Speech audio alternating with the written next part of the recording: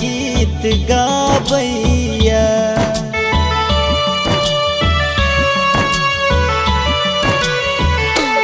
हेयो होइते भोला भोर हरिया, कोयलिया गीत गावैया।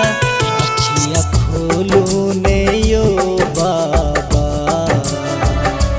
अखिया खोलू ने यो बाबा, अहाँक भक्त पुकारैया।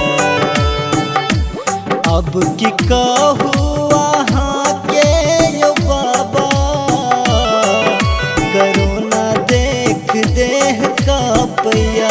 अब की कहू अहाँ के यो बाबा, करोना देख देह कापैया।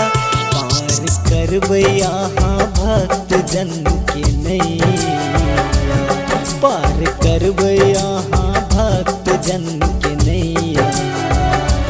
सब कवरिया हक द्वार आबैया, पार करबै अहाँ भक्त जन के नैया। सब कवरिया हक द्वार आबैया।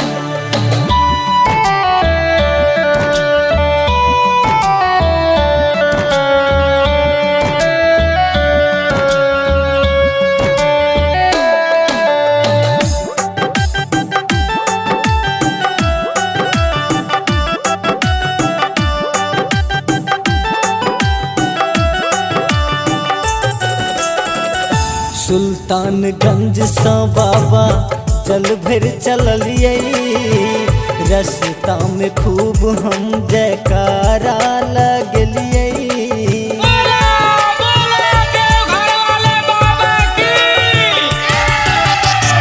सुल्तानगंज सा बाबा जल भर चलिए, रस्ता में खूब हम जयकारा लगलिए।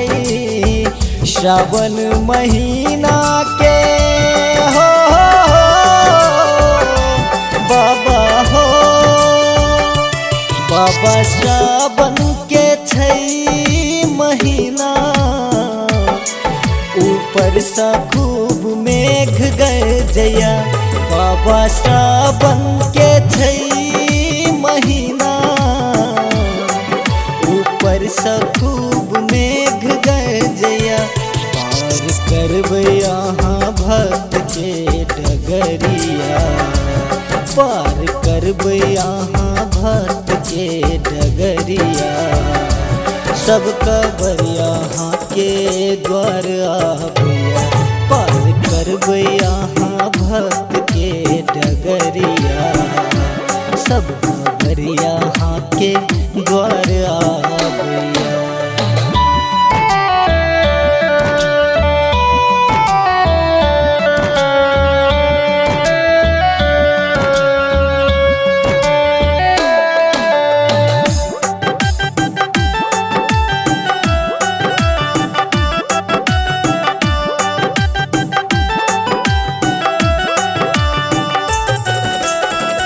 हे शिव शंकर हे भोले भंडारी, लागल ये भक्त जन के भीड़ बड़ भारी।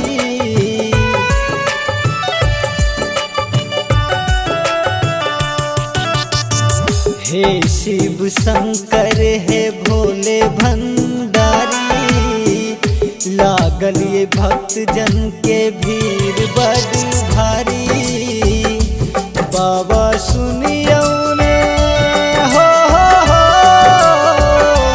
बाबा हो, राइटर राम पुकार के सुनियो अरजिया।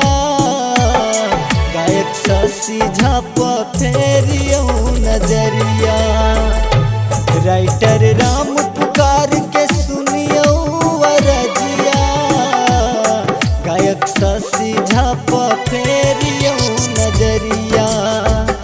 तो बिनती सुनियो ने यो बाबा, तो बिनती सुनियो ने यो बाबा, अहाँ के भक्त पुकारैया। बिनती सुनियो ने अहाँक भक्त पुकारे।